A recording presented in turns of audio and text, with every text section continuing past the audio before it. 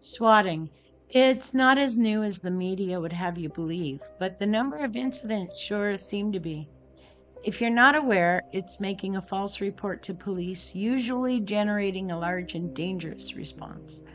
For example, you call police, let's say in Chicago, Illinois, and you tell them that your mark is holding several people hostage with a weapon, threatening to kill them and any officers that show up. Well, that's going to generate a large and dangerous response if the call is believed well enough, and the target could well be killed. For whatever reason, in recent years, gamers, well, they've been doing a lot of swatting. So, back in December 2017, Casey Viner got into an argument with a gamer in Wichita, Kansas. And the argument was over a multiplayer session of Call of Duty World War II. It's a good game. I finished the single player version in a weekend and probably replayed it dozens of times, and I'm not a gamer. Anywho, so Viner and Wichita are playing together on a team. Wichita kills Viner's character. Viner threatens to swat Wichita. Wichita says, please try some shenanigans. So Viner enlists Tyler Raj Harris, who is in California, to swat Wichita, using the address that Wichita provided.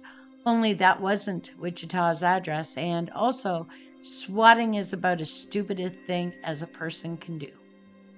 The address was an address where Wichita once lived, but no longer did. The person living there was Andrew Finch, who had no idea what was going on and was not involved in the game or the argument. So, Ferris calls 911 for Sedgwick County in Kansas. He says there's been a shooting and possible hostage situation at Finch's address. He said the suspect had shot his father in the head and was holding his mother and brother at gunpoint, that he was suicidal, and that he was going to set the house on fire. So Wichita police show up and surround the house that Finch, innocent and unaware, is in. Finch comes out of the house and gets shot when he dropped his arms as police were shouting at him to raise them. You can probably tell what happens next. Finch died in hospital. Police figure out there's no dead father, no hostages. It's all a stupid hoax.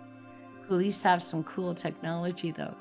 They figure out that Barris was using a Wichita number through a cell phone app, and that he was really calling from Los Angeles. Barris pleaded guilty to this false report and a whole lot of others and got 20 years. Wichita was placed on deferred prosecution.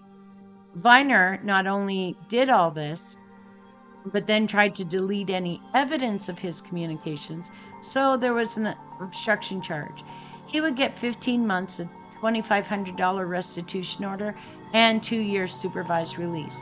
Sadly, the officer, Justin Rapp, who wrongly shot Finch, was promoted to detective in 2022. He was not charged, although he would say that he merely saw Finch make a motion with his hand, change from his original statement in which he claimed that Finch had a gun. Kansas instituted laws to make swatting a felony, carrying a sentence with a 10-year minimum. Similar federal bill unfortunately died in committee. Thank you for listening.